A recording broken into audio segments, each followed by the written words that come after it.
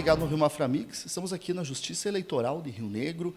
Comigo, o doutor Alessandro Possente, juiz eleitoral aqui da comarca, e o Robson Machado, que é chefe aqui do cartório, para a gente trazer um pouquinho de informações a respeito das eleições, né, da preparação para as eleições, que está acontecendo a lacração das urnas e todo esse trabalho de preparação das urnas. Doutor, como que é esse trabalho, o que consiste esse trabalho e esse processo daqui para frente? Hoje é o dia da cerimônia da lacração das urnas e da carga das urnas. Isso significa que todos os dados dos eleitores são colocados nas urnas e depois elas são lacradas, fechadas e disponibilizadas somente no dia das eleições, né, e são remetidas aos respectivos locais de votação. Isso, então, consiste essa cerimônia bastante importante, né, e fiscalizado pelo órgão do Ministério Público e pela OAB e também por qualquer cidadão que tenha interesse de vir aqui à Justiça Eleitoral para verificar como que é esse procedimento. Feito esse procedimento, não mexe mais na urna, a foto que está lá, o dado que está lá, tanto dos candidatos quanto dos eleitores aptos à votação. Não é mais mexido nas urnas, né? Esse processo, além de Rio Negro, também envolve os municípios aqui da comarca, né?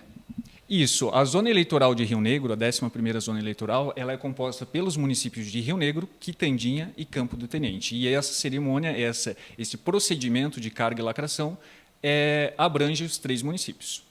Doutor, hoje fala-se muito em voto consciente, é uma campanha, né, que a Justiça Eleitoral prega, do voto consciente. O que a gente pode falar para o eleitor que está nos acompanhando para que no dia 6 de outubro faça esse voto consciente?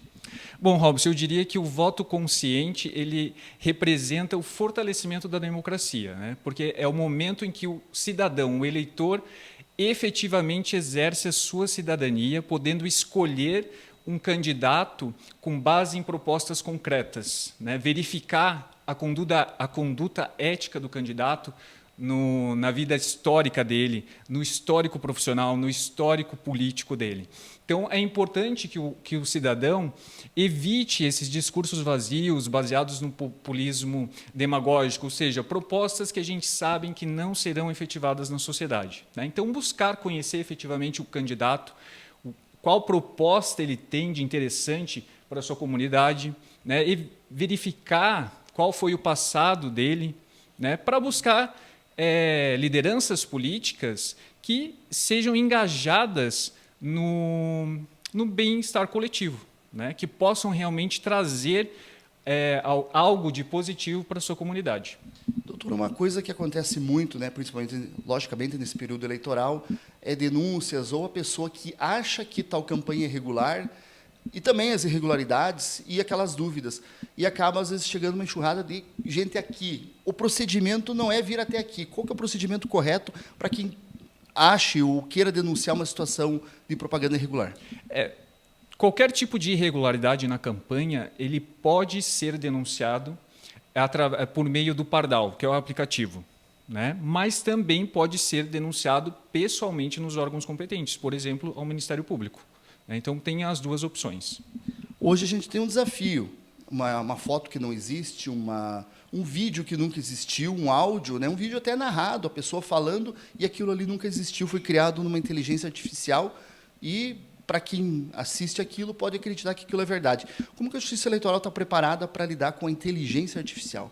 A inteligência artificial nos trouxe muitos benefícios, mas também nos trouxe muitos desafios, né? O Tribunal Regional Eleitoral aqui do Paraná, preocupado com essa nova situação, já capacitou tanto os servidores quanto os juízes por meio de cursos específicos para saber como tentar identificar essas manipulações nas informações, né? Ou até mesmo criações, né? E isso é feito por meio de investigações, de verificações de fato ou fake, que está bastante na mídia, né? Então, buscar realmente as fontes reais para verificar se aquela informação é verídica ou não, né? E também uma sugestão que é bastante importante para o eleitor e também para os candidatos é não disseminar informações das quais você não tenha a fonte e não tenha certeza. Então, na dúvida se é real ou não, não dissemine, porque você vai estar trazendo um elemento negativo na campanha dos candidatos e na escolha dos eleitores.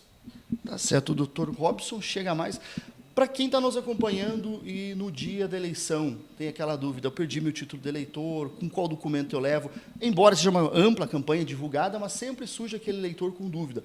Como proceder a respeito da documentação no dia da votação? Os eleitores eles podem se dirigir às sessões com um documento com foto, né? Algum documento de identificação que tenha foto, carteira de motorista, a própria identidade.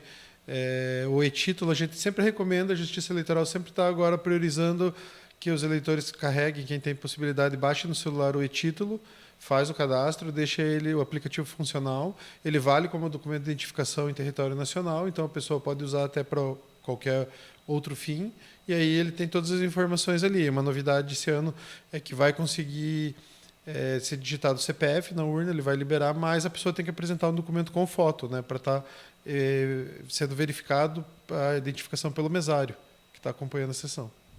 A carteira de habilitação digital também vale? Também, ela é um documento aceito. Ela estando, não um print screen na tela, né? Ela estando carregada ali, que possa ser feita a verificação, que está sendo baixado o documento oficial, ela tem validade. Para aquele eleitor, a gente já divulgou, né, os locais de votação, mas para aquele eleitor que ainda tenha dúvida ou de repente esqueceu o seu local de votação, como consultar? Então, tem na página do tribunal, tem um link lá que você coloca locais de votação, consulta o local de votação, ele aparece, preenche os dados, ele vai mostrar o seu local de votação. No e-título tem o local de votação, então sempre a gente volta no e-título. O e-título tem todas as informações. Quem tem a possibilidade, é bem recomendado que baixe o e-título, vai estar todas as informações que precisa lá, tem até certidão de quitação eleitoral, que muitas pessoas precisam para emprego, para às vezes tirar um passaporte, todas as informações estão ali. Quem está fora do seu domicílio eleitoral, fica aquela dica para justificativa. Então, a justificativa também é importante. Para o dia da eleição, existe a possibilidade de estar indo na sessão eleitoral mais próxima.